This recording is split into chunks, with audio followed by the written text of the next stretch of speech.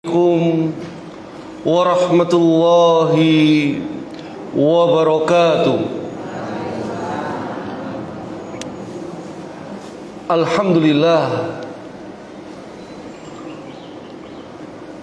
Alhamdulillahilladzi arsala rasulahu bil huda wa dinil haq liyudhhirahu 'ala dini kullih wa kafa billahi syahida. Asyhadu an la ilaha illallah wahdahu la syarika lah wa asyhadu anna Muhammadan abduhu wa rasuluh.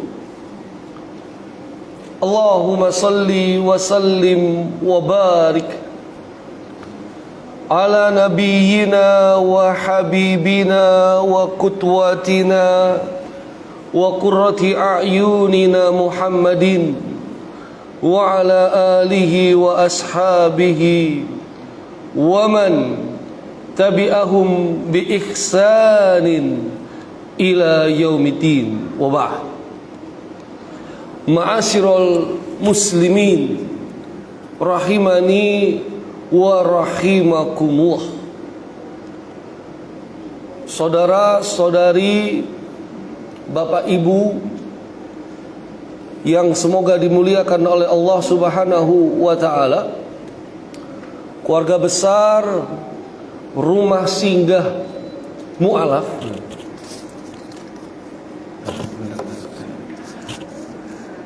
Takut salah sebut saya. Alhamdulillah, dalam kesempatan yang mulia ini saya diberi PR ya tentang Jericho. Ya, saya pikir itu sejenis makanan. Ternyata itu maksudnya Jericho. Ya, pokoknya saya dapat PR-nya itu yang angel-angel pokoknya di sini itu ya. Tapi ya bismillah aja. Mudah-mudahan sampai kemudian saya harus beli buku ya, makanya saya bawa langsung bukunya ini. Dan ini pun belum lengkap Pak. Ini karena bukunya masih baru dan salah seorang karya tulis ya dari tokoh baru juga yang patut kita apresiasi ya. Bahkan tadi sebenarnya sudah saya telepon penulisnya ini. Saya mau konsultasi langsung ya. Tapi kebetulan berkenan berteman sama saya di Facebook ya. Saya mau konsultasi langsung terkait makanan Jericho itu. Ya. Tapi beliau lagi sibuk ya. Tapi nanti saya tinggal konfirmasi saja. Nah, baik. Tapi sebelum Jericho kita bahas dulu Natal, ya kan? Karena kalau ngasih PR tuh double soalnya biasanya, ya kan? Ya. Menelusuri jejak empiris kelahiran Nabi Isa dan fakta sejarah perihal Natal, ya kan? Menelusuri kelahirannya aja udah satu tema tersendiri, ditambahi tema Natal, dua tema. Makanya kan dikasih waktu sampai selesai. Oh enggak, sampai jam 11 ternyata ya. Baik, berarti selesai nggak selesai jam 11. Nah, kalau Natal saya masih bawa perspektif lama, ya kan? Perspektif lama. Dan ini memang saya sudah bilang sama Ko Angga, ini materinya Ustadz Mashud. Ustadz Mashud ini murid dari Kiai Haji Abdullah Wasi'an, salah seorang tokoh kristolog juga di Sidoarjo, ya, Surabaya. Ya, makanya saya kebetulan pernah berguru sama beliau. Ya, saya minta materi-materinya beliau, begitu. Ya. Nah, maka inilah yang mau saya sampaikan khusus Natal, ya, khusus Natal. Nanti kisah kelahirannya Nabi Isa alaihissalam, ya, kita ngambil dari Ustadz Wisnu Tanggap Prabowo. Ini yang saya sebut tadi. Ya. Ini masih muda, cukup produktif ya. Bukunya sudah kurang lebih ada 10 nih. Baru muncul tapi 10 buku sudah. Dan buku-bukunya ini out of the box, terus terang, out of the box. Ya. Ya, karena nanti ada yang menarik dari sisi beliau. Nah ini nggak tahu kita bisa selesaikan semua apa enggak, ya. Tapi sekarang kita bahas Natal dulu, ya. Natal dulu. Baik. Ustadz Mas'ud langsung terang-terangan ngomong, Natal itu bukan hari lahirnya Yesus, ya. Tapi Natal itu hari kelahirannya anak dewa matahari. Wah, ini, ya, ya. Ini enaknya gitu. Kan Ustadz Mas'ud yang ngomong, ya, bukan saya. Ya. Tapi kalau ada yang nggak terima, salah Ustadz Mas'ud. Nah, ini argumennya apa? Nah, ini kita perlu tahu juga. Tentu beliau bicara ini bukan tanpa dasar, ya. Ada dasar juga. Ya. Tapi sebelum kita sampai kepada pembahasan ini, ya, jadi artinya begini, yang mau kita bahas ini bukan untuk memprovokasi sebenarnya, bukan, ya. Tapi yang mau kita bahas ini bagaimana Islam memandang Natal, ya. Nanti dari agama lain mau memandang Islam itu kan sah-sah aja, boleh-boleh aja, ya. Yang penting ini dalam ranah diskusi gitu, ya. Bukan dalam ranah ujaran kebencian, ya. Bukan dalam ranah kita ingin bertikai, enggak, ya. Maka biarlah perbedaan secara keyakinan antara Islam, Kristen, Katolik, ya memang beda ya beda gitu aja, ya. Jangan ada upaya untuk menyamakan karena memang nggak sama gitu, ya. Jangan ada upaya untuk menyederhanakan karena memang tidak sesederhana itu. Dan jangan ada upaya untuk mengatakan, untuk merawat kerukunan, kita samakan aja. Semua agama sama. Wah, ini mah kacau balau, ya. Semua agama Tuhannya sama, cuma jalannya yang berbeda. Ini juga kacau balau, ya. Jadi kalau kita bahas ini semakin menguatkan kita tentang lakum dinukum waliyadin. Ya, Anda punya keyakinan beragama seperti itu, silakan. Bagi kami, keyakinan beragama kami itu berbeda. Oke, kita bahas. Yang pertama, arti Natal dulu, ya. Jadi kalau arti Natal secara bahasa itu adalah hari kelahiran, ya, seseorang ataupun lembaga. Kalau di Islam itu biasanya disebut milad, ya. Milad. Nanti perubahan katanya bisa maulid. Nah, nanti, ya. Makanya biasanya di Islam itu ada peringatan maulid, walaupun sebagian yang lain nggak mau juga menggunakan peringatan maulid, yaitu terlepas dari pembahasan inilah, gitu, ya. Cuma dari segi istilah ini sudah langsung memberikan pembeda antara Islam dengan Kristen. Udah langsung jelas berbeda. Kristen meyakini bahwa Natal itu hari lahirnya Yesus, ya. Yang dalam pemahaman kita Yesus itu adalah Isa alaihissalam. Kalau orang Kristen Arab nyebutnya Yesua, ya. Yesua. Saya juga tahu memang ada yang nggak mau terima. Yesus ya Yesus, Isa ya Isa, oke. Tapi itu bukan bahasan kita. Kita samakan antara Yesus dengan Isa, ya, supaya nggak melebar kemana-mana. Nah, permasalahannya Nabi Isa alaihissalam menurut keyakinan kita itu bukan Tuhan atau anak Tuhan, atau Tuhan berubah menjadi manusia. Bukan. Nabi Isa adalah nabi dan rasul. Bahkan termasuk nabi dan rasul yang utama, yang mendapatkan gelar ulul azmi. Ulul azmi, nabi-nabi yang nabi-nabi yang nah ini Ustadz Wisnu atas bisnis telepon, nah kita tanyakan, nah kita siaran live gitu, ya, nggak apa-apa. Audionya masuk bisa ya, masuk kan?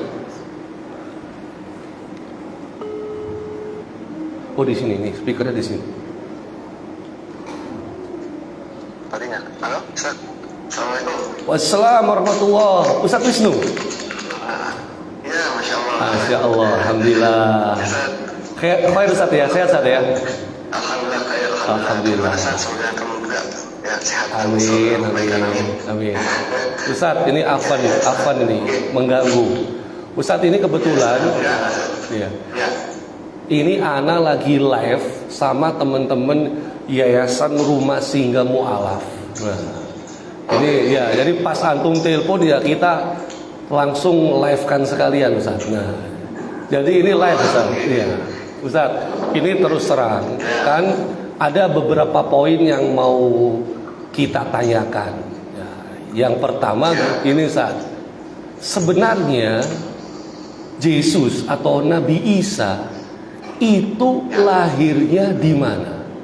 Karena ya yang kita pahami kan beberapa pasal-pasal dalam Injil Lukas maupun Matius itu ada perbedaan. Dan kemudian ada narasi baru, Bethlehem itu juga berbeda. Ada Bethlehem yang di Galilea, ada Bethlehem yang di Yerusalem, Yesus. Terus ada kota Yeriko juga. Nah, itu kira-kira Ustadz bisa ngasih pencerahan nggak? Menurut manuskrip kuno atau Injil yang disembunyikan itu kira-kira lebih tepatnya di mana Ustadz? Lahirnya Yesus itu? Ya baik. Ya Bismillah. Jadi sampaikan salam hormat dan salam takzim kepada para mualaf saudara-saudara kami. Semoga Allah memberikan keteguhan dan juga kebaikan dan ganjaran yang melimpah dari Allah dunia dan akhirat. Amin. Nah, terkait reportase yang berbeda itu sudah menjadi satu konsensus di tengah biblical scholars. Kita tahu misalnya nama-nama seperti F.C. Bauer, Walter Bauer, Bud Ehrman, dan seterusnya, mereka sepakat bahwa Bible yang empat itu bukanlah sumber historical claims, tetapi Bible adalah theological claims. Kenapa? Karena ada empat sebab. Yang pertama, testimoni antara satu dengan yang lainnya itu kontradiksi sampai taraf mustahil dikompromikan. Kaidah kedua,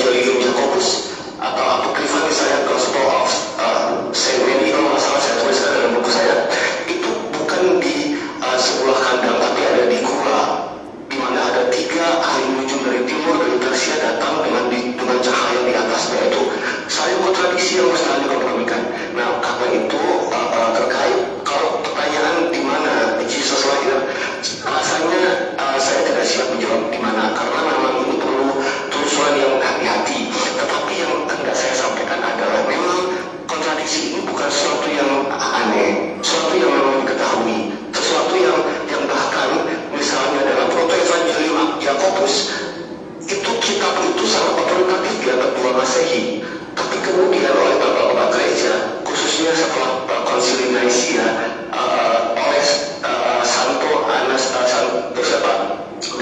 dalam surat Paskal ya ke-39 Athanasius ya, dia menulis 27 daftar Injil-Injil yang resmi.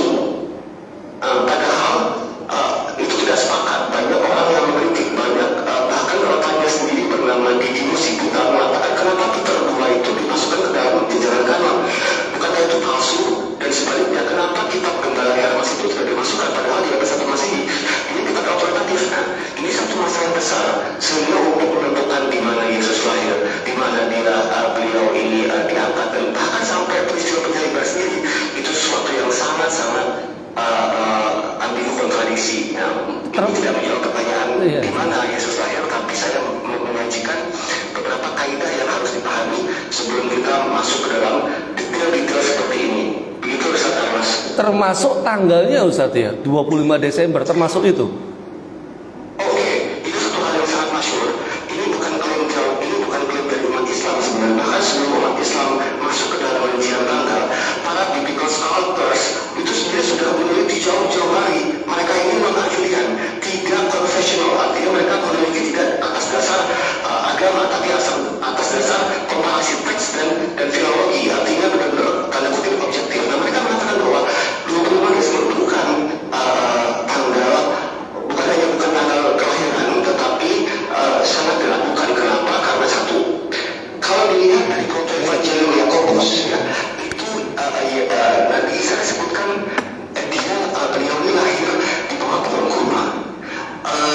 Pohon kurma di mana Yesus itu memerintahkan pohon itu untuk menunduk ke dalam ke bawah kaki Maria yang terberkati. Nah, itu testimoni itu tidak ada dalam Injil manapun yang resmi, yang kanonik. Dia hanya ada muncul di Proto-Evangelium Yakobus, yaitu kitab yang disembunyikan, dan di Al-Quran. Di Al-Quran disebutkan. Makanya kan heran, wah kok bisa dari mana Rasulullah SAW dapat akses ke dalam kitab yang disembunyikan?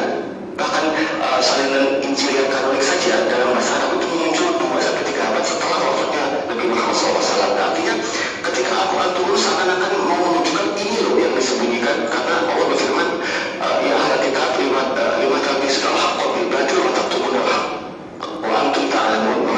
Wahai ahli kitab, mengapa engkau mencampur adukan yang hak dengan yang batil dan engkau menyembunyikan kebenaran padahal kalian mengetahui. Nah, seakan-akan turunnya Al-Quran itu menguap, meminta kita itu, mendorong kita untuk meneliti apa aja yang disembunyikan. Ternyata yang saya tulis dan saya temukan adalah sebagiannya ada di kitab Injil yang disembunyikan. Yang bahkan disembunyikan ini, kitab yang disembunyikan ini disebutkan secara isyarat dalam Al-Quran. Ya, tufuna minal kitab, ya ahli kitab, qad ja'akum rasulun yubayyinu lakum katsiran mimma kuntum tukhfuna minal kitab. Wahai ahli kitab, sudah telah datang rasul kami menjelaskan apa yang kalian sembunyikan dari Alkitab. Nah, disembunyikan itu tukhfuna minal kitab, disembunyikan dari Alkitab. Kalau kita terjemahkan dalam bahasa Yunani, tukhfuna artinya apokrypto biblio, artinya apokrypto muncul di situ. Nah, jadi dia sekelas tentang apokrifa dan juga protase yang disembunyikan. Jadi dugaannya adalah dari penyaliban juga begitu Ustaz. Di kitab Injil yang disembunyikan itu muncul ada banyak 2 atau 3 reportase yang mengatakan yang disalib itu bukan Nabi Isa AS, tapi orang lain yang diserupakannya. Ini sangat mencocoki dengan surah An-Nisa. Siap. Wa qawlihim inna qatala al-Masih Isa ibn Maryam Rasulullah wa ma qataluhu wa ma salabuhu walakin syubbiha lahum. Apakah mereka mengatakan kami telah membunuh Isa bin Maryam Rasulullah? Apakah mereka tidak mencarinya, tidak membunuhnya? Walakin syubbiha lahum, tetapi orang yang diserupakan bagi mereka. Ini luar biasa. Ustaz, ini jazakallahu khair Ustaz. Ini artinya apa, kita dapat insight gitu. Jadi yang baru, mungkin Ustaz Wisnu kalau ada waktu mungkin bisa siaran Zoom mungkin ya sama teman-teman rumah singgah mu'alaf di Surabaya bisa Ustaz ya, insya Allah ya Ustaz ya. Utama Saya senang sekali Ustaz dengan teman-teman mu'alaf ini, Masya Allah, suatu nikmat yang sangat besar. Nikmat bukan hanya iman tapi intelektual. Ketika untuk menjadi mu'alaf, saya punya teman-teman mu'alaf yang meneliti. Ketika meneliti, oh iya, kok saya baru tahu gitu ya. Dan semoga Allah memberikan keberkahan dan kemudahan untuk terus menetapi jalan kebaikan sampai akhir. Amin. Amin, amin, amin, amin.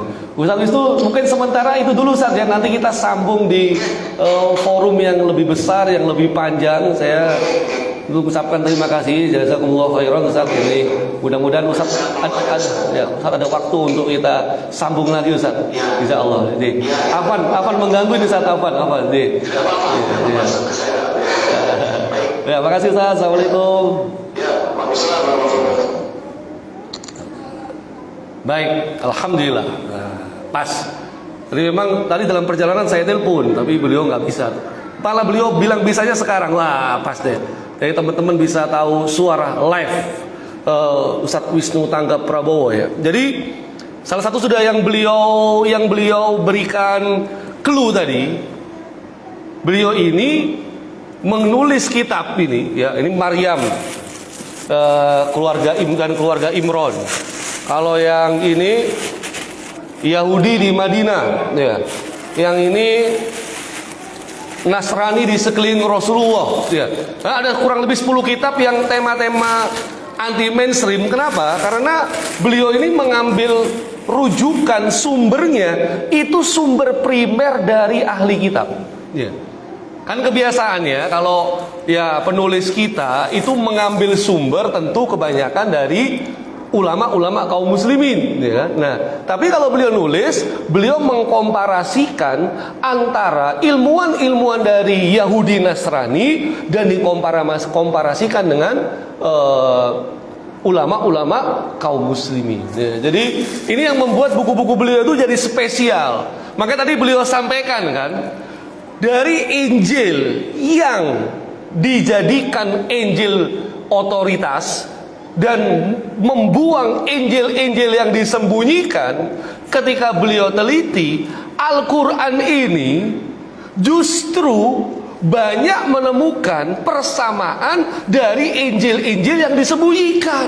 Nah, kenapa? Nah, itu nanti kita bisa bahas gitu ya. Jadi yang sekarang kitab Taurat dan Injil yang diklaim sebagai kitab suci orang-orang ahli kitab ya, itu sudah melalui berbagai macam revisi dan ada sekian banyak kitab-kitab Injil yang disembunyikan yang ternyata itu malah banyak yang cocok dengan Al-Quran. Dan Injil itu yang disembunyikan menggunakan bahasa Yunani. Nah, itu dia. Jadi artinya kalau Ustadz Wisnu jawab dia, kalau berdasarkan Bible di mana Yesus lahir, sampai sekarang mereka belum menemukan kata sepakat, belum. Ya. Tapi itu nanti kita bahas belakangan, ya, terkait tentu dengan perspektif Al-Quran. Ya, maka mari kita seruput dulu, ya. Mumpung anget. Bismillah. Alhamdulillah. Nah, kita kembali ke Natal. Ya.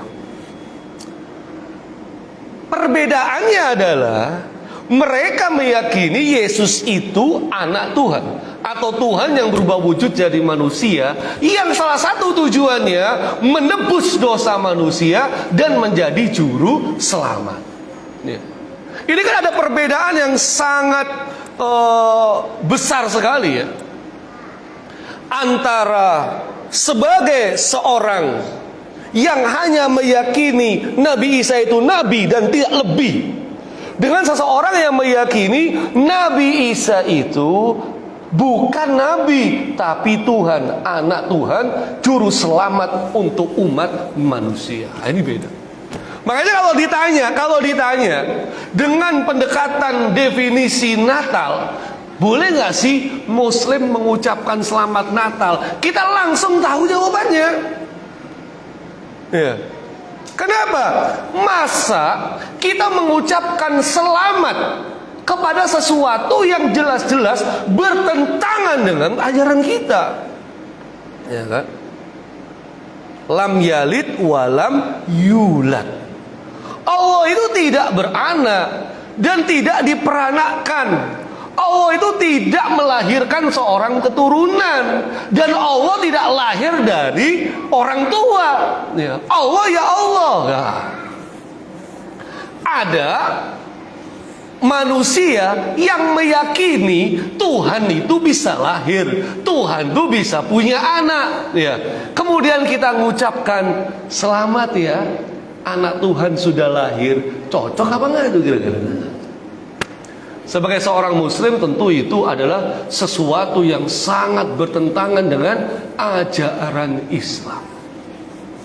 Makanya kalau kita buka Maryam, ya, surat Maryam, yang nanti kita akan banyak buka surat Maryam ya, entah nutut apa enggak ya, nutut pokoknya, bismillah, selesai ya. Kita enggak seperti Palestina kemarin ya, terlalu lama, itu pun belum selesai juga mas Palestina.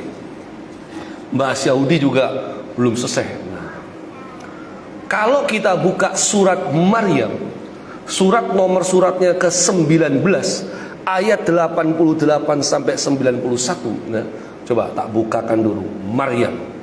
Ya. Maryam. Surat 19. Saya duplikat, buka Kak. Duplikat. Nah. Kelihatan ya? Anggap aja kelihatan. Ya. Kalau enggak berarti minusnya udah terlalu banyak. Ya. Nah, Maryam ayat 88. Nah, ini dia. Sampai 91. Mana 88? Nah ini. Ya. Ya. Allah Subhanahu wa taala berfirman, "A'udzubillahi minasyaitonirrajim wa qalu taqaddar rahmanu walada." Mereka berkata, Allah yang Maha Pemurah itu punya anak. Nah. Berikutnya, laqad ji'tum syai'an idda. Sungguh kamu telah mendatangkan sebuah perkara yang sangat mungkar. Takadus samawat yatafattarna min wa tansaqul ard wa takhirul jibalu hadda. Hampir-hampir langit pecah, bumi terbelah, gonong-gonong runtuh. Anda aulir rahmani walada, karena mereka mendakwahkan Allah itu punya anak.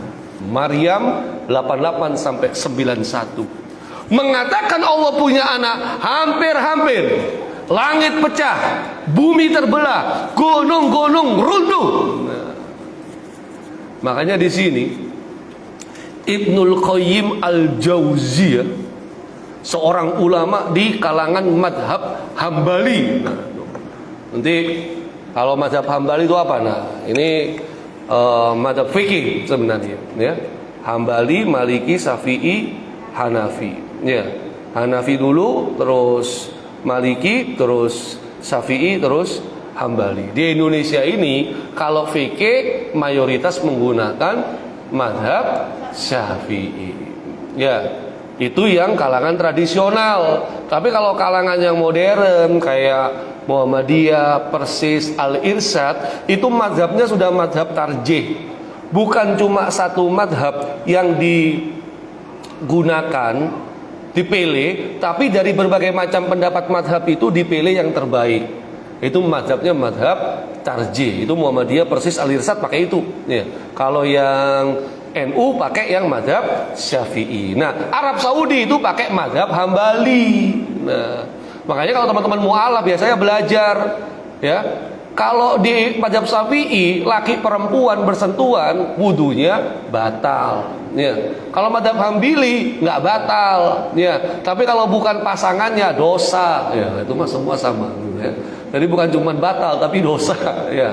Nah, tuh beda secara fikih. Kalau madhab Syafi'i salat subuh pakai kunut, madhab Hambali salat subuh nggak pakai kunut. Ya, itu banyak perbedaannya ya. Maka daripada bingung, kita seruput lagi tehnya. Nah, Mas kalian, artinya kita sudah langsung bisa membaca ya. bahwasannya mengucapkan selamat Natal ini konsekuensinya berat sekali. Nih, berat. Nah, makanya ulama zaman dahulu sepakat haram, ijma itu kesepakatan, ya, haram mengucapkan selamat hari raya agama lain. Ya.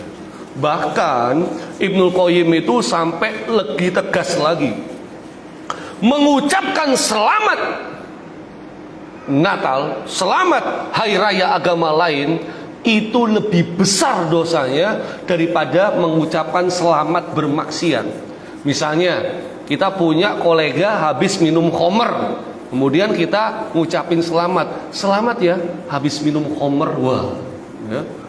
Ada yang habis berzina, apalagi ini menjelang tahun baru ini, mohon maaf, penjualan kondom itu meningkat, ya kan? Nah, ini nggak tahu nih, ya, ini nggak tahu, ya. Itu apalagi banyak penginapan-penginapan yang bisa disewa jam-jaman, ya nggak, tuh kan, luar biasa itu, ya. Jam-jaman, ngapain coba nyewa penginapan jam-jaman? Sales apa? Bukan, ya kan? Pasangan ini. Ya, di Surabaya di banyak nih. Ya Allah. Dekat sini juga ada tuh. Ya, tapi saya nggak mau nyebut. Ya kan? Nanti malah kepo, ya boleh. Murah, di bawah 100.000. Ya Allah. Jam-jaman. Ya bukan pasangan halal, pasangan tidak halal itu. Ya kan? Saya kok tahu? Saya spesialis cari penginapan murah buat liburan keluarga, ya kan? Ternyata saya jadi tahu penginapan murah ini digunakan buat begini itu ternyata, ya saya ambil murahnya aja gitu, ya. Daripada yang mahal kan, wah, kan terbatas, ya. Karena saya kalau penginapan kan tentu harus 2 kamar yang saya sewa. 2 kamar nggak cukup, 1 kamar, ya, karena 1 kamar saya dengan istri, 1 kamar yang lain saya dengan istri. Bukan, anak-anak maksudnya gitu loh, ya kan? Kalau 2 kamar mah istrinya 2 lah, enggak, istri saya cuma 1, ya. Ya. 1 di Surabaya, 1 di Malang, enggak ya. Jangan pancing-pancing gitu ya. Baik. Nah, jadi kita ngucapin begini, selamat ya kamu habis berzina. Mengucapkan selamat bagi orang yang bermaksiat itu kan sesuatu di luar nalar, ya. Sesuatu yang nggak mungkin dilakukan. Selamat ya kamu habis bermain judi, nggak mungkin. Ya, karena itu maksiat. Nah, kata Ibnu Qayyim, mengucapkan selamat hari raya agama lain itu dosanya lebih besar daripada mengucapkan selamat kepada orang yang berbuat maksiat. Naudzubillah. Ya. Maka dari sini kita tahu. Nah, tapi ini dulu ulama-ulama zaman dahulu sepakat kalau hukumnya haram.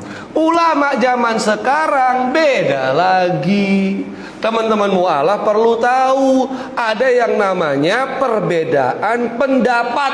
Nah, nanti kita, ya, terutama ini dikeluarkan oleh Darul Ifta. Darul Ifta itu MUI Mesir. Kalau MUI Arab Saudi sebutannya Lajnah Daimah. Kalau MUI Indonesia sebutannya ya MUI, ya. Tapi komisi fatwanya itu disebut komisi fatwa. Dulu dipimpin oleh Kiai Haji Ma'ruf Amin. Sekarang beliau jadi wakil presiden, ya. Nah, kalau ormas Islam punya sendiri-sendiri, NU punya Bahsul Masail, Persis punya Dewan Hizbah, Muhammadiyah punya Majelis Tarjih. Jadi sekumpulan orang-orang hebat dalam masalah perkara agama mengambil kesimpulan hukum supaya disampaikan kepada umat. Hukum pay letter gimana? Nah, itu kan perkara baru. Nah, itu mereka merumuskan kemudian mengeluarkan fatwa. Ya, boleh nggak pay letter? Boleh nggak? Nah, itu. Ya, termasuk hukum Natal gimana? Ucapin selamat Natal. Nah, ini kan lagi ada film Hamka dan Siti Rahman ya. Nah, Hamka itu kan tokoh Muhammadiyah dan ketua MUI pertama gitu. Nah, Hamka itu ketika jadi ketua MUI, beliau ini dapat desakan memfatwakan bolehnya mengucapkan selamat Natal. Tapi karena Hamka ini dia nggak bisa ditekan, dia jadi ketua MUI pun dia sudah request, saya nggak perlu digaji. Kenapa? Karena ulama ini harus tegak berdiri dengan kebenaran, nggak bisa disetir dengan materi duniawi ataupun jabatan. Nggak mau. Saya biar ngantor di kantor saya sendiri, saya nggak perlu digaji oleh pemerintah. Nah, ketika disuruh mengeluarkan fatwa boleh mengucapkan selamat Natal, Hamka nggak mau, padahal itu desakan dari pemerintah atas. Ya. Maka akhirnya gimana? Hamka mengundurkan diri dari jabatannya. Wah, keren tuh filmnya. Nah, ya. Perlu ditonton ya. Tapi ya, saya nggak ngajurin nonton ya, yang mau saja. Daripada nonton Aquaman kan gitu ya. Nah, kan mending Hamka. Itu dia. Nah, Darul Iftah Mesir itu memfatwakan boleh mengucapkan. Kalau lajnah daimah Saudi nggak boleh. Ya. Kenapa? Nah, kita lihat kronologisnya, alasannya. Kita lihat dulu. Darul Iftah Mesir itu di Mesir sejak dulu sudah ada, hidup berdampingan selama ratusan tahun bersama Kristen Koptik. Kristen Koptik. Nah, mereka hidup dengan damai, dan orang Kristen Koptik yang minoritas itu dulu 50 tahun yang lalu kalau jalan di Mesir tuh nunduk begini. Ya. Kenapa? Mereka malu minoritas hidup di mayoritas. Ya, dulu 50 tahun yang lalu. Ya, kalau sekarang kita yang begini, ya, mereka yang membusungkan dada. Ya, jadi ada perbedaan. Nah, teman-teman sekalian, kenapa dibolehkan fatwa halal mengucapkannya itu dengan beberapa catatan? Ya. Masyarakat Mesir itu meyakini tidak adanya penyamaan dalam keyakinan Islam dan Kristen Koptik, nggak ada. Ya, memang benar-benar berbeda. Jadi kalau mengucapkan itu tanpa keyakinan, cuma lip service atau basa basi. Syarat yang lainnya, mengucapkan itu ada kepentingannya. Engkau sebagai seorang pejabat, engkau sebagai seorang pemimpin, engkau sebagai seorang atasan, yang mana bawahanmu atau engkau memimpin masyarakat yang beragam, yang beragama macam-macam, maka engkau boleh mengucapkan itu tanpa basa-basi dan hanya lip service, nggak boleh dengan keyakinan. Itu di Mesir. Ya. Makanya kalau fatwa itu kita bawa ke sini, masyarakat Mesir aman. Di sana nggak ada pluralisme agama. Di sana nggak ada yang kemudian meyakini semua agama sama, semua agama benar, semua agama masuk surga, semua agama Tuhannya sama, jalannya aja yang berbeda. Di Mesir nggak ada yang begitu. Ya. Masyarakatnya paham. Ya. Lah kalau di kita, loh, ibu-ibu pengajian tiap 2 pekan aja ketika ditanya masih ragu itu. Masih ragu.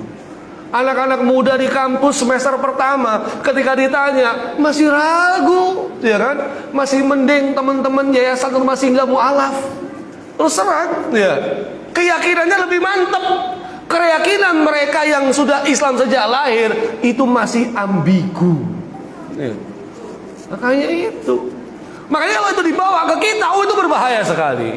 Ya. Nah, kita sebagai orang awam gimana menyikapinya? Ini saya kasih kuncinya di sini. Kalau ada perbedaan pendapat di antara kalangan para ulama, maka kaidahnya adalah khuruj minal khilaf aula. Keluar dari perbedaan pendapat itu lebih utama. Misal begini, ngucapin ada yang bilang boleh, ada yang bilang nggak boleh. Jadi mendingan gimana? Nggak usah ngucapin, selesai. Nah itu khuruj minal khilaf aula.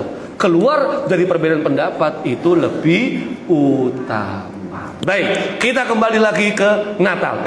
Waktunya mau habis. Kok nambah-nambah sih? Harusnya kita konsekuen. Acara boleh mulai terlambat, selesai tepat waktu, kan gitu. Ada. Oke, baik. Nah, sejarah Natal. Ini kalau Ustadz Masud mengumpulkan menurut Katolik Ensiklopedia, ya, tahun 1911. Kalau mencari kata-kata Christmas itu menemukan perkataan yang berbunyi, ini bahasa asing, ya. Jadi kalau saya salah pronounce harap dimaklumi, karena saya bukan orang asing, ya. Tapi saya orang asing. Bukan juga ya. Bukan. Ya. Nah, Christmas was not among the earliest festival of church. Christmas itu bukan upacara gereja yang pertama. Benar ya terjemahannya? Benar ya? Nah, the first evidence of the feast is from Egypt. Perayaan Natal ini diyakini awal mulanya dari Mesir. Pagan custom centering around the January calends gravitated to Christmas. Yang mana Mesir itu masih penyembahan berhala, ya, dan jatuh pada bulan Januari ini. Akhirnya dijadikan hari kelahirannya Yesus. Nah, ini menurut Katolik Ensiklopedia.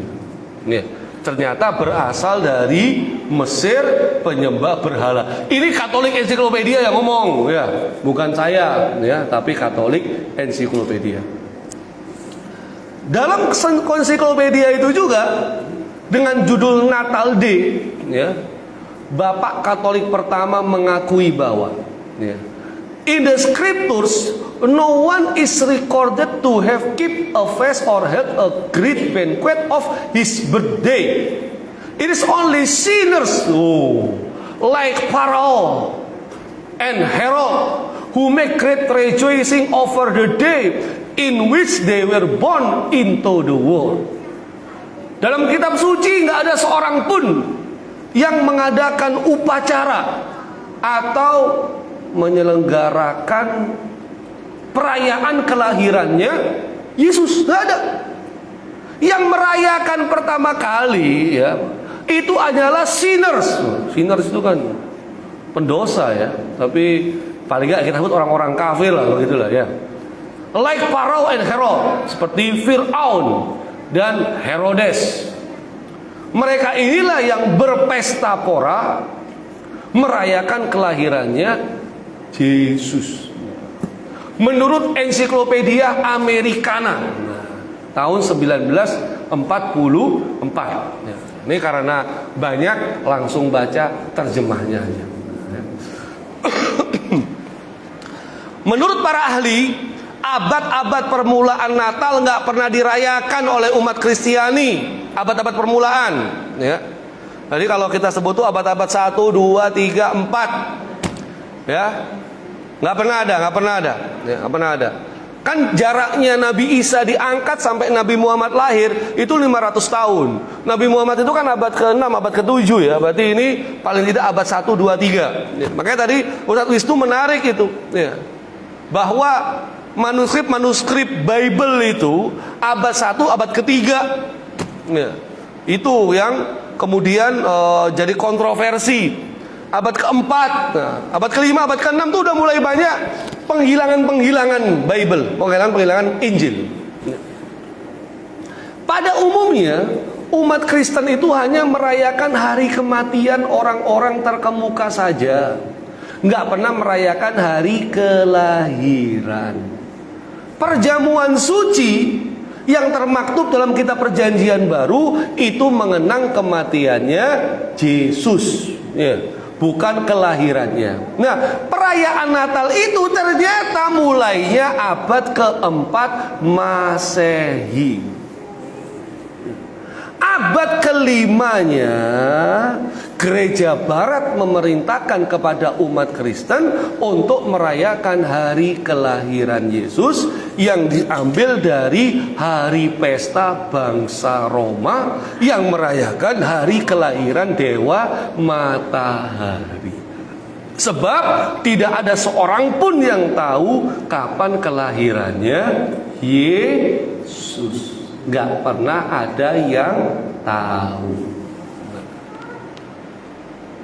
Kan Kristen itu timbulnya di timur apa di barat? Timur apa barat kira-kira? Timur. Ya, karena Yesus itu ada di Palestina kan. Palestina kan masuk wilayah timur. Ya. Cuman memang ajaran Kristen itu menyebar sampai ke barat, ya kan? Sampai ke wilayah-wilayah yang luas. Makanya sampai sekarang gereja barat dengan gereja timur itu pun berselisih pendapat tentang keyakinan kekristenan mereka. Ya. Beda sama Islam ya.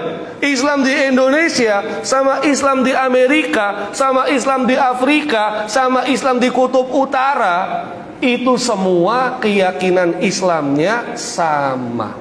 Ya. Makanya kalau kau anggap tiba-tiba ke masjid di New York, ya, jadi makmum bisa, disuruh ngimami bisa nggak?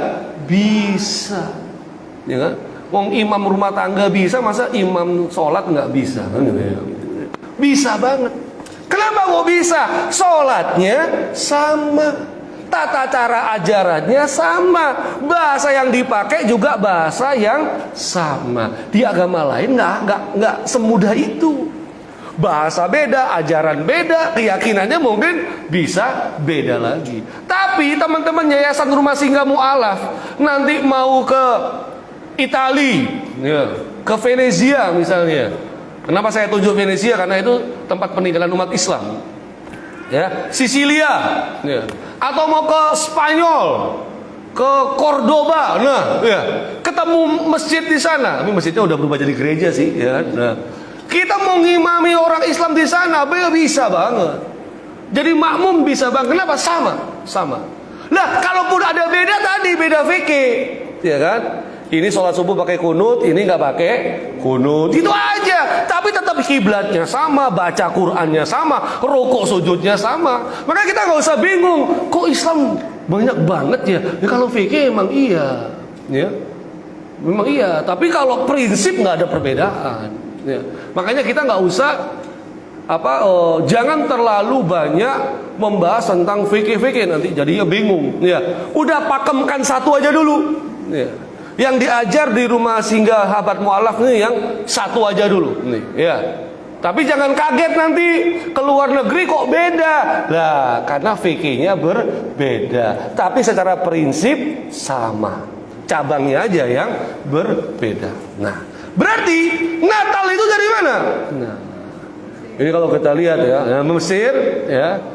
Natal itu berasal dari kepercayaan penyembah berhala yang dianut oleh masyarakat Babilonia kuno di bawah Raja Namrud. Loh, kalau udah Babilonia berarti udah Irak. Nabi Ibrahim tuh Babilonia, ya. Udah Irak. Karena tadi konsep-konsep Nasrani itu ada di Roma, ada di Habasa Yaman, ada di Irak, ya. Banyak itu konsep-konsep kekuatan-kekuatan besar Nasrani saat itu. Nah, Namrud inilah yang pertama kali mendirikan menara Babel serta kerajaan di dunia dengan sistem kehidupan. Dan Namrud ini pembangkang Tuhan. Kita bisa lihat kisahnya dengan Nabi Ibrahim. Jumlah kejahatannya amat banyak. Di antaranya mengawini ibu kandungnya sendiri. Ibu kandungnya kok kawin? Kok bisa jatuh cinta sama ibunya sendiri? Ya, pembangkang Tuhan gitu ya, suka-suka. Setelah Namrud meninggal, ibunya yang merangkap istrinya menyebarkan ajaran bahwa roh Namrud tetap hidup, ya, walaupun telah mati. Makanya ada pohon evergreen yang tumbuh di atas sebatang pohon kayu yang telah mati. dianggap sebagai bukti kehidupan baru bagi Namrud. Untuk mengenang, maka setiap tanggal 25 Desember digantungkan bingkisan sebagai hari kelahirannya Namrud. Ini asal usul pohon Natal. Dari Namrud Babilonia, jauh sekali itu kan, udah sampai ribuan tahun yang lalu. Maka ganti generasi, ganti masa ke masa, akhirnya penyembahan terhadap berhala Babilonia ini berubah menjadi mesia palsu, yaitu dewa Baal, anak dewa matahari. Kepercayaan orang Babilonia yang menyembah ibu dan anak, Semiramis dan Nimrod, lahir kembali. Akhirnya di Mesir ada Isis dan Osiris, Asia, Cybele dan Deus. Di Roma ada Fortuna dan Jupiter. Di Cina, di Jepang, di Tibet, ya itu banyak keyakinan dewa-dewa, ya, keyakinan kepada banyak dewa. Bahkan Januari, Februari kan dewa-dewa semua ya. Januari dewa Janus, the god of gate. Februari Dewi Juno, Juno Februata, gitu ya. Sampai Desember tuh nama-nama dewa semua. Nah, abad keempat, abad kelima, ketika Romawi menerima agama Kristen, maka keyakinan Romawi coba dikombin, dikolaborasikan dengan keyakinan Kristen. Makanya analisanya adalah keyakinan Romawi ini yang kemudian dirubah kontennya. Kalau dulu nyembah ke dewa-dewa mereka, karena mereka udah menerima Kristen, mereka ganti untuk menyembah Yesus. Begitu. Ya, begitu. Makanya kita ngelihat murid-muridnya Yesus yang hidup pada abad pertama nggak pernah sekalipun mereka merayakan Natal sebagai hari kelahiran Yesus. Ya, dalam Bible pun nggak ditemukan satu ayat bahwa Yesus memerintahkan untuk merayakan Natal. Ya, karena memang 25 Desember itu berasal bukan dari sumber primer ajaran Kristen. Ada kolaborasi, ada kombinasi, ada percampuran. Bahasa kita itu sinkretisme, ya, antara ritual tradisi-tradisi kuno ketika agama baru datang coba dikombinasikan supaya tidak menimbulkan pertentangan. Tapi Islam terhadap tradisi itu oke-oke aja kok. Ya. Selama tradisi itu gak bertentangan dengan ajaran Islam, lestarikan, laksanakan, ya, publikasikan, wariskan. Contoh nih, tradisi di Indonesia itu kalau Lebaran itu mudik. Nah, di Islam nggak ada itu ajaran mudik. Ya, setiap kali habis Lebaran maka pulang kampunglah kamu. Nah, nggak ada kalau itu, ya nggak ada. Ya. Tapi tradisi ini nggak bertentangan dengan ajaran Islam, justru sesuai. Kenapa? Karena sebenarnya pulang kampung mudik itu menyambung tali silaturahmi. Kenapa momennya Lebaran? Karena libur panjang itu ya Lebaran. Itu dia. Maunya sih yang lain, tapi kan momentumnya yang ada cuman Lebaran. Ya, itu. Berarti nggak masalah. Laksanakan aja. Ya. Termasuk tradisi kita itu biasanya kalau ada kumpul-kumpul begini mesti makan-makan. Ya. Itu dia. Jadi boleh gak kita kalau pengajian ada makan-makan?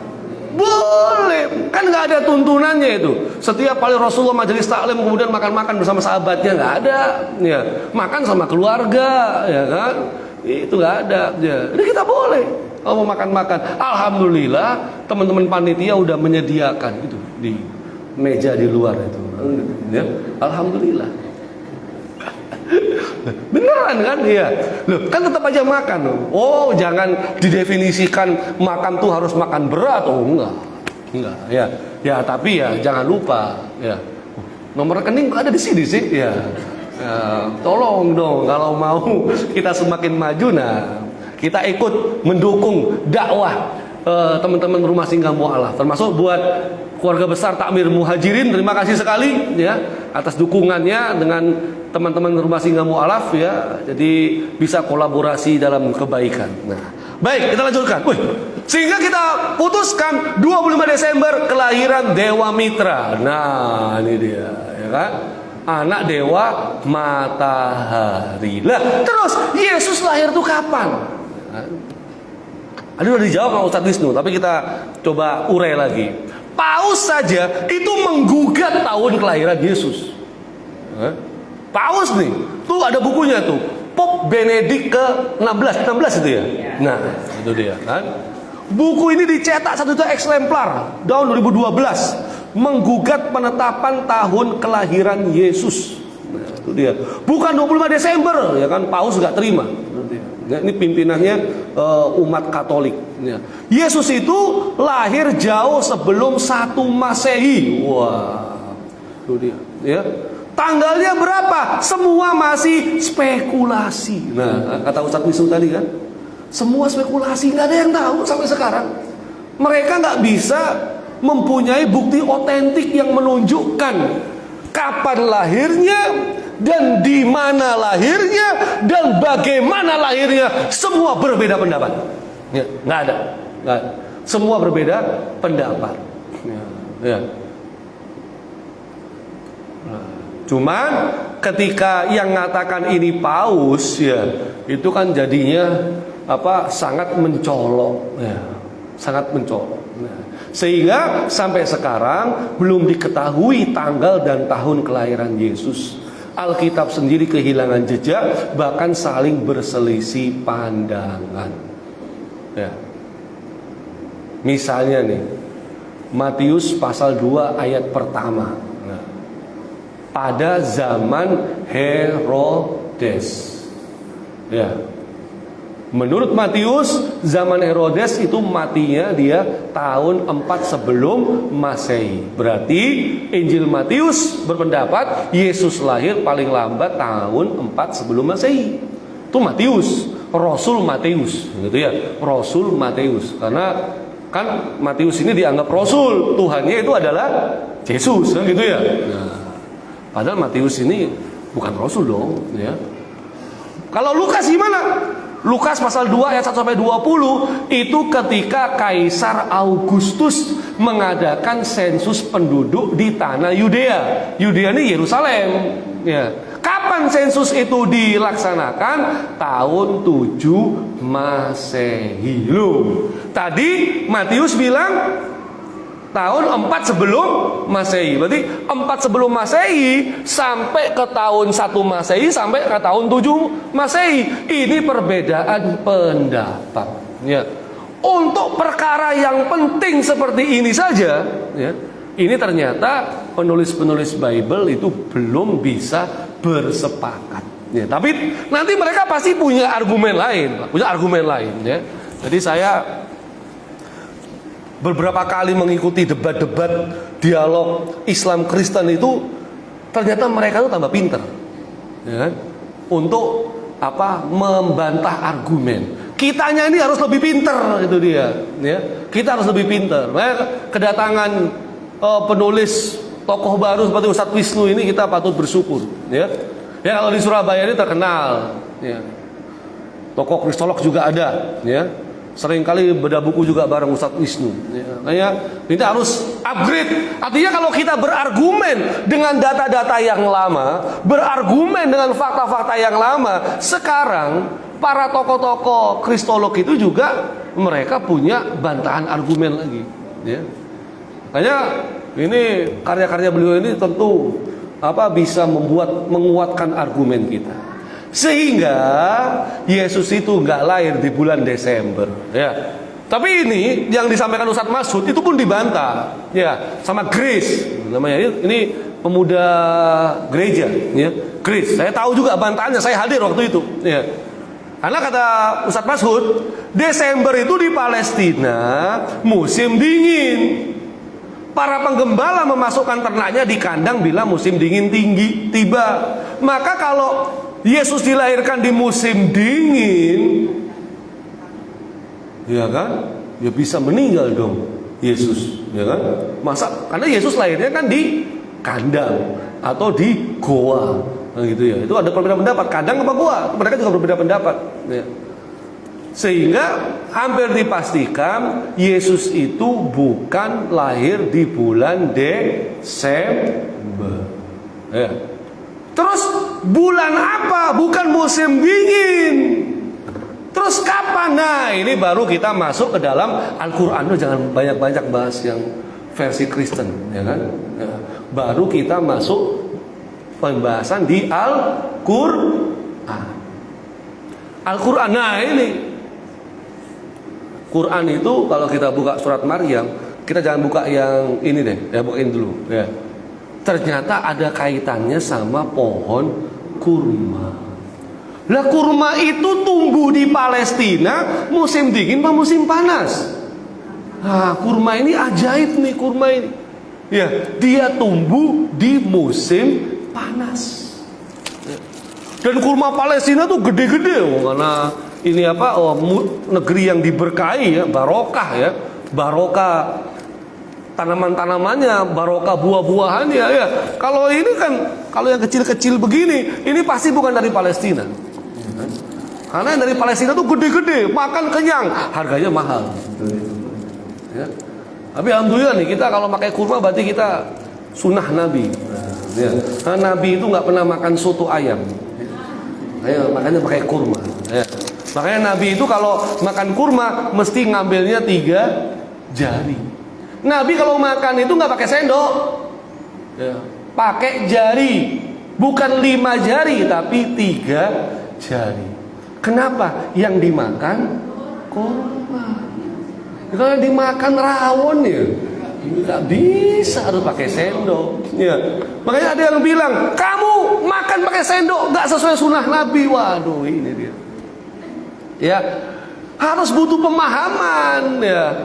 Nabi juga kenapa pakai 3 jari? Biar nggak kayak orang rakus. Kalau ngambilnya pakai 5 jari, semua diambil bisa, ya kan? Nah, pakai beliau cuma ngambil 1, nah, kayak 3 jari. Nah, kita gimana? Karena kita nggak makan kurma, paling tidak gorengan yang disediakan teman-teman di luar itu, ya, kita ngambilnya pakai 3 jari. Nah, ini udah sesuai nih, ya kan? Sunnah Nabi. Nah, itu. Ya.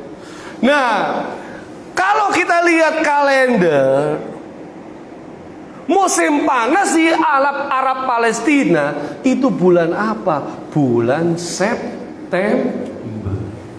Bulan September. Di mana? Nah, kita lihat nih, kita buka lagi Al-Qur'an ya. Ini sebagai penutup nih. Waktunya udah habis soalnya. Jangan ada tambah-tambahan bonus karena kata Ko Angga ada prosesi ya. Jadi aku. Nah, prosesi sehabis zuhur. Apa sebelum duhur? Sekarang kan, nah, kita selesaikan cepat nih, Madi. Kebetulan sekali nih. Ya. Pokoknya kalau cepat selesai itu ya senang lah, ya. Bayangin ya, dari subuh udah berangkat. Ya.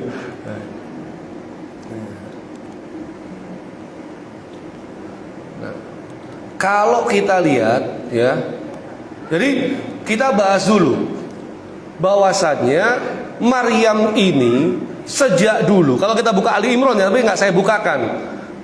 Memang Maryam ini sudah diwakafkan oleh ibundanya Hana ketika dalam kandungan. Anakku ini harus berkhidmat di Baitul Maqdis, yaitu apa? Masjidil Aqsa. Masjidil Aqsa ya, berarti di Palestina.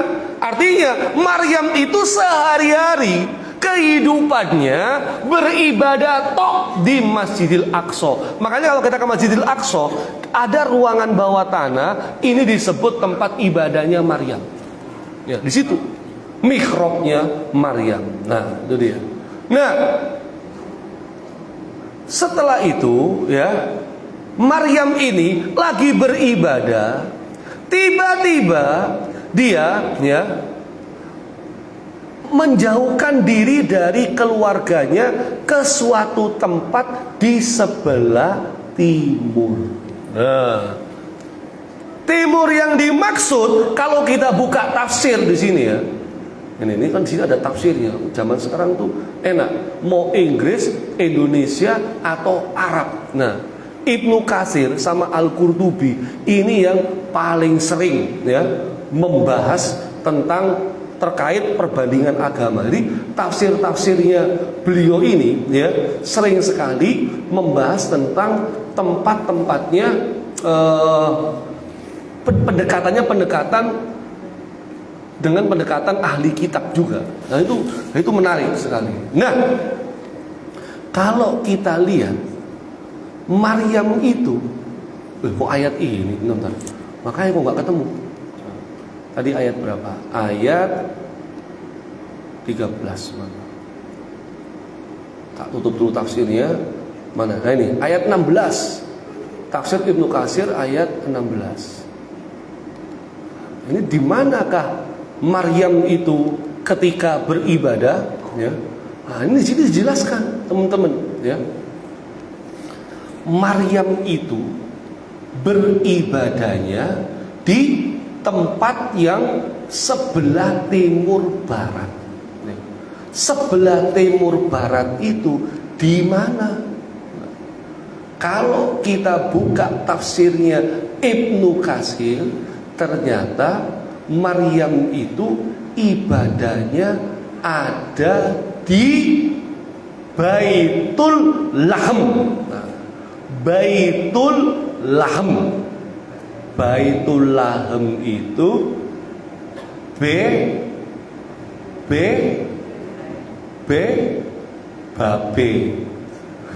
Bethlehem.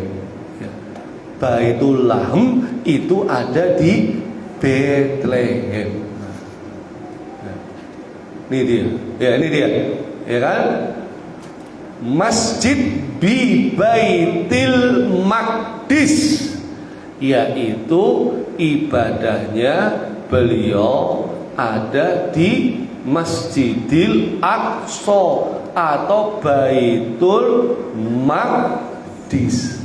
Lebih tepatnya Bethlehem itu tadi kalau bahasanya orang-orang non ahli kitab atau non muslim. Nah, disinilah di Bethlehem ini ternyata kemudian Maryam itu didatangi oleh sosok malaikat Jibril.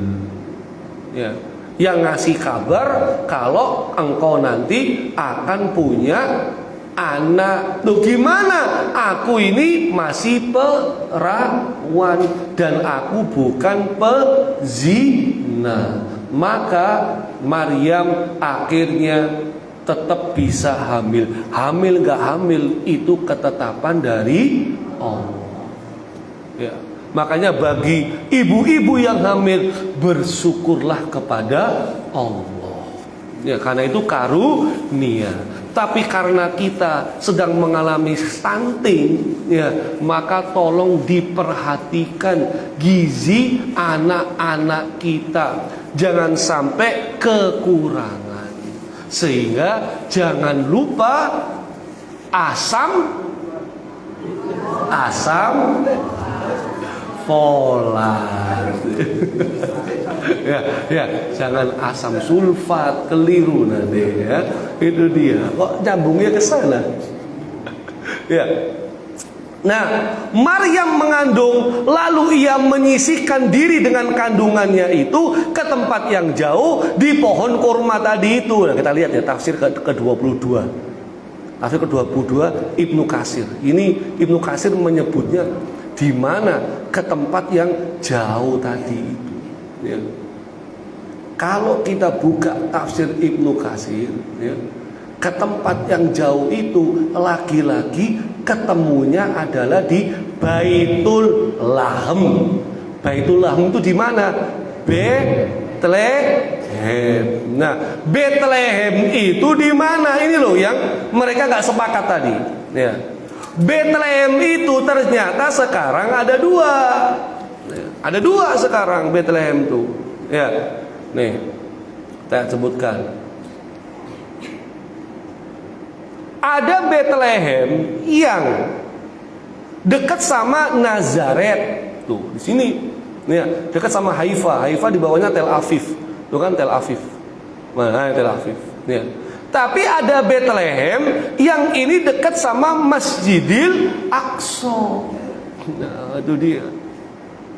Nah, kalau kemudian di Bethlehem yang manakah Nabi Isa itu kemudian lahir? Nah, kalau Bethlehem yang atas itu dekatnya sama Nazaret. Mereka berargumen karena Yesus itu dari Nazaret katanya. Artinya masa-masa kecil Yesus itu dihabiskan di Nazaret. Ya. Tapi kalau Bethlehem yang Yerusalem, yang Masjidil Aqsa itu dekat sama Yeriko. Jericho tadi itu sesuai judul kita. Lah kalau menggunakan pendekatan Al-Quran, Baitul Lahem atau Bethlehem, yang mana sebelumnya Maryam itu dapat ketemu malaikat Jibril di mana tadi? Masjidil Aqsa. Berarti Bethlehem yang dimaksud yang dekat Yerusalem, yang ada di sini. Ya. Apakah ada kaitan sama Yeriko? Ya, memang begini. Memang tidak tepat di Masjidil Aqsa. Dia kan melarikan diri karena kalau dia tetap di situ dia difitnah di berbagai macam oleh orang-orang Yahudi. Ya. Tapi apakah sampai ke Yeriko jalannya? Karena Yeriko sama Bethlehem ini jauh. Ya. Bethlehem sama Yeriko ini jauh. 54 menit. Ya. Naik mobil, bayangkan. Masa hamil tua jalan kaki dari Masjidil Aqsa ke Yeriko. Jadi kita tetap ambil pendapat yang dimaksud tentu adalah Masjidil Aqsa yang kalau ini masih mending. Dari Masjidil Aqsa ke Bethlehem ini 21 menit. Ya. Jadi masih dari Masjidil Aqsa menerima wahyu engkau akan punya anak, maka Maryam lari pergi ke kebun kurma, pohon kurma yang mana itu dekat dari Masjidil Aqsa. Jadi Bethlehem yang dimaksud saya lebih condong Bethlehem yang ada dekat dengan Masjidil Aqsa. Ya, disinilah Yesus lahir. Ya. Kapan kita kesini? Insya Allah. Karena Israel sudah mau tebal. Ya. Dalam waktu dekat kita, teman-teman Yayasan Rumah Sehingga Mu'alaf nggak akan cuma ke Mekah, Madinah, umroh, haji. Ya. Tapi kita juga akan rukuk dan sujud sekarang di Muhajirin Manyar. Tapi dalam waktu dekat kita akan rukuk dan sujud di Masjidil Aqsa. Insya Allah. Amin. Jangan lupa 10 berangkat gratis 1. Saya gratis ya. Hadanallahu wa iyyakum ajmain. Wa sallallahu ala nabiyyina Muhammadin wa ala alihi wasallam. Wa akhiru da'wana anil hamdulillahi rabbil alamin. Wa lakum minkum. Assalamualaikum warahmatullahi wabarakatuh.